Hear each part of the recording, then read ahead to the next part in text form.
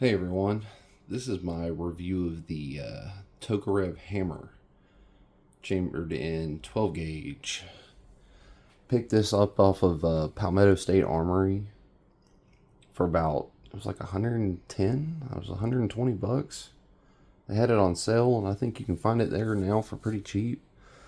And just kind of want to go over some of the features of this gun, plus some of the upgrades I've done to it. So if you notice by looking at it, it's it's not quite like what the picture that you would see on Palmetto State's website, because I've added some things to it straight from Tokarev, and I'm going to get into that here in a second.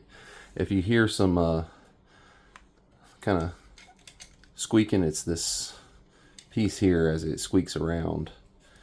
But anybody knows how to make that sound stop, if the camera will pick it up, it kind of will squeak as it rotates around. Let me know in the comments.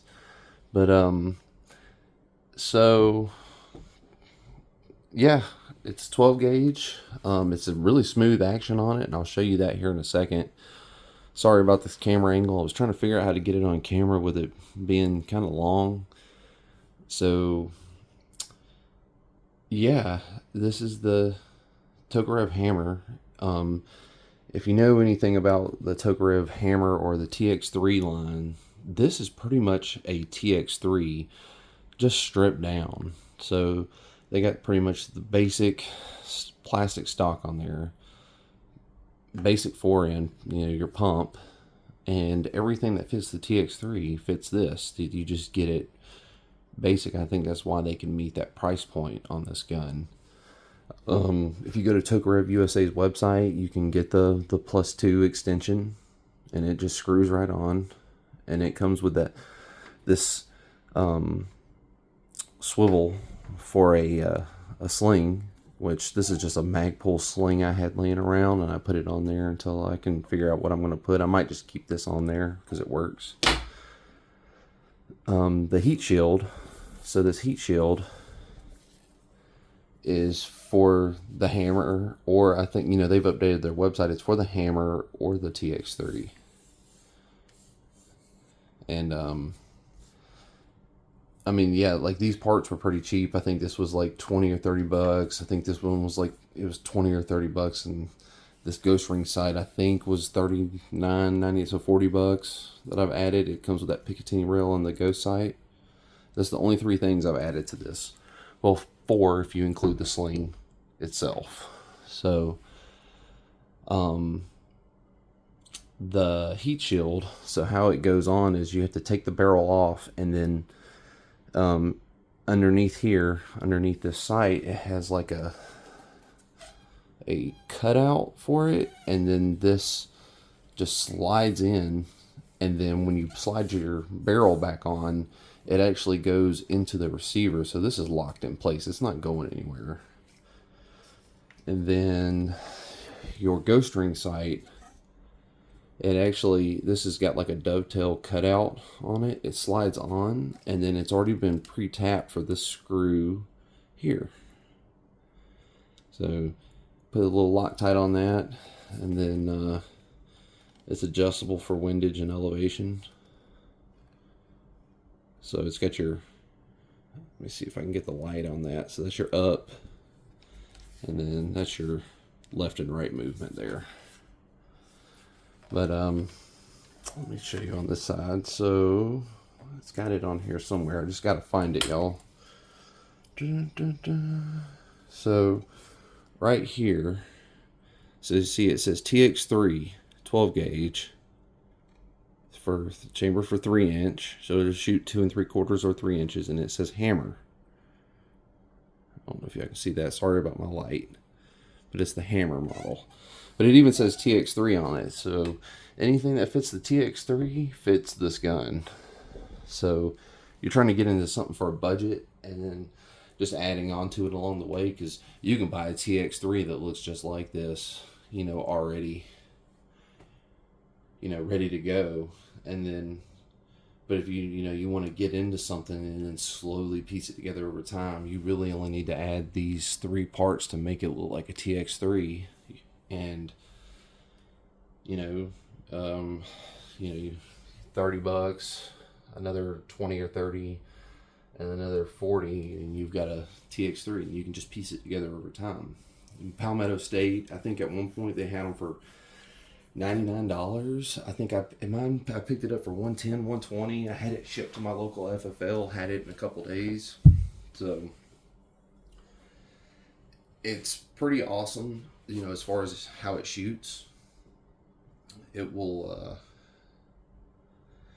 shoot 2 3/4. It'll shoot 3-inch. I haven't shot mini shells through it, so if you're going to ask that question, I'm not sure yet, but I will get to that at some point. It shot well, not a single issue with it. I got through, it was more than 100. I had a box of 100 of like the, what was it? It was a 100-round box for like skeet shooting, and I shot through all of that, not a hiccup. And then I put, I think, 10 buckshot through it, and I threw 5 slugs through it, handled all of them, and all of that was chambered in 2 3/4.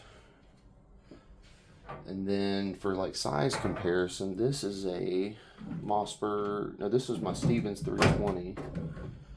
So I'm pulling it out of my safe just to show you a size comparison. So basically how they stack up size wise. They're about the same size.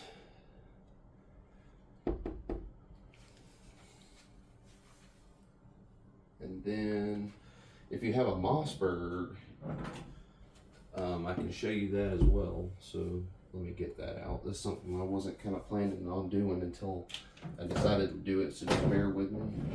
So this is an 88 that I've kind of done some modifications on, so that's it size wise. So my Mossberg holds 5. This one did hold 5 until I added that +2, so now it holds 7. Well, I guess you could say 7 + 1. So size wise, it's the same. It's just got a longer tube.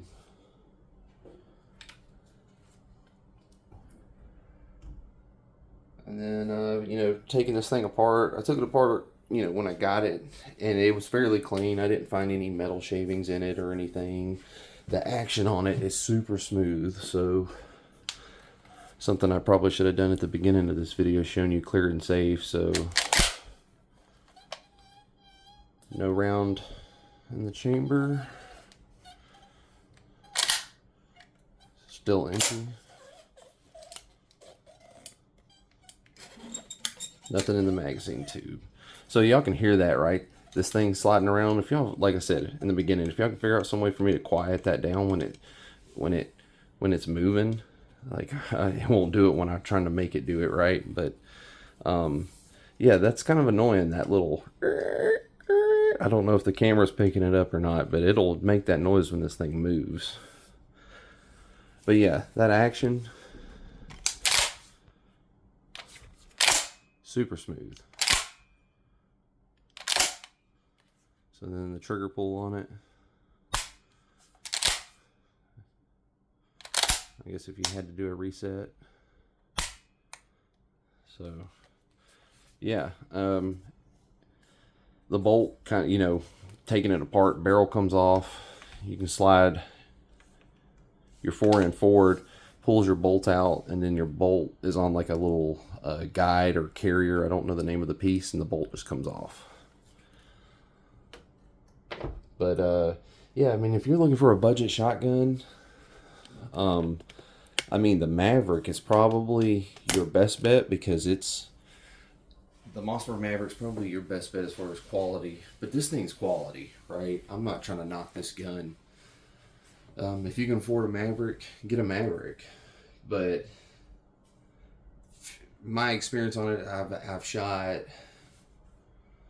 125 or shotgun shells through it so far, so I can't be definitive on it, but I haven't had a single failure to feed, you know, no weak extraction, no weak ejection on it. It loads fairly easy.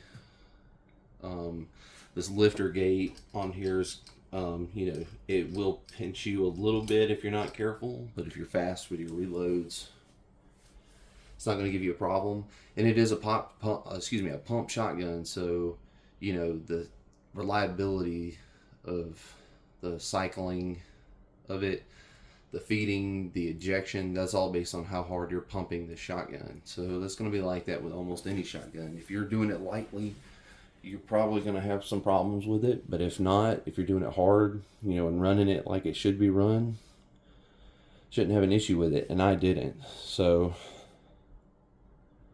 when I shot it, I had everything on it except for this ghost ring. So I don't know how that's going to hold up with shock, but I will update you when I do throw some rounds through it next. But everything that was on it was this tube and this heat shield, you know, functioned flawlessly. Nothing came loose. Everything held together just fine on the shotgun. One other thing before I forget. So when I get a firearm, I always take them apart to get your stock off, because reading on their website, this will take Mossberg furniture. So to get this stock off, so there's no screws on this butt pad. Okay, to get this butt pad off, I actually went on a Reddit forum and found this out. This screw right here, you undo that screw for this whatever this catch, right? You undo this screw, and this will then come off, and you can get to your bolt that's holding your stock in. So I haven't seen a single YouTube video on how to actually take that thing off on the hammers. So I don't know if it's like that on the TX3, but that's how you do it. I tried prying that rubber pad off, and I was like, oh, that's not coming off. And then finally someone told me it's this screw down here that you got to take off, and then it just pops off. And it made sense once I did it. It's actually super quick and easy. So, yeah, that's about it. If you got any questions about it, you know, in the comments, please leave them for me. There's a few YouTube reviews on the hammer, but not too many. I just kind of want to put that out there about, you know, what it is, the upgrades you can do for it. It's pretty much a TX3, just, you know, stripped down. And so anything that fits the TX3 fits this thing. And yeah, so like I said, thank you for watching. And if you have any questions in the comments or anything I can improve on, please, you know, help me out. So thanks for watching.